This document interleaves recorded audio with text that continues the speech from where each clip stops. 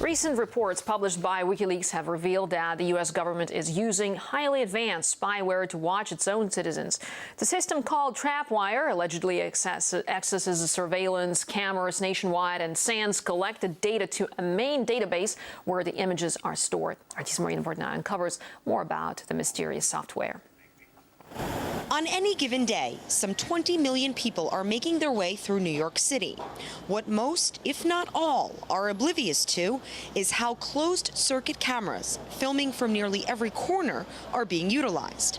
According to WikiLeaks documents, CCTV cameras throughout America are monitoring, encrypting, and storing nearly every move Americans are making in public. The clandestine surveillance program is called TrapWire, and right now I am joined by private investigator Steve Brombaum to find out more about it. Steve, what is TrapWire? Who owns it? TrapWire is owned by the Abraxas Corporation, or actually Abraxas Software now. It was developed by 3 former CIA agents. It is essentially a system that takes data, everything from facial recognition to suspicious activity reports, license plate reader camera reports, all types of intelligence and other data, and it feeds it into a software system, and it attempts to predict if there's going to be a terrorist attack on a location. The theory behind TrapWire is that there's going to be a certain amount of reconnaissance before a target is hit. So this system looks for people acting in a way consistent with terrorists doing reconnaissance on a target. And then if such a person is suspected, it takes that person's face, which has been filmed, and tries to match it to databases of known or suspected terrorists.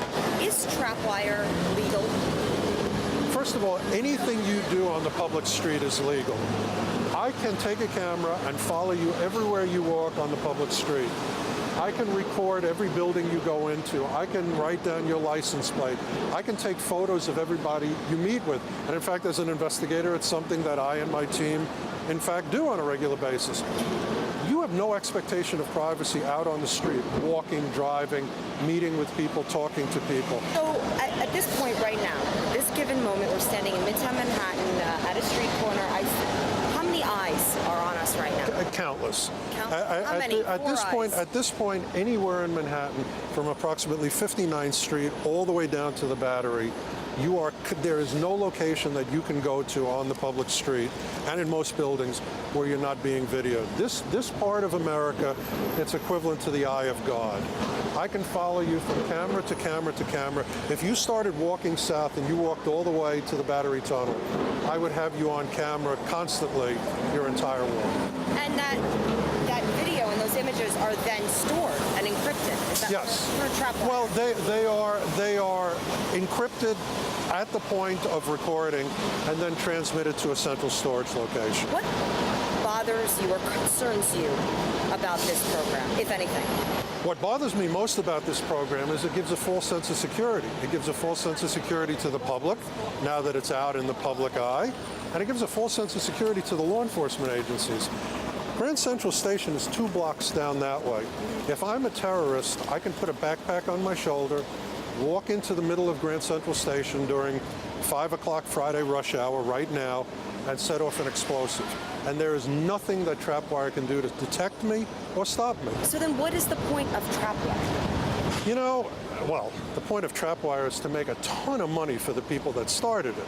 But to not be flip about it, the theory behind TrapWire is good.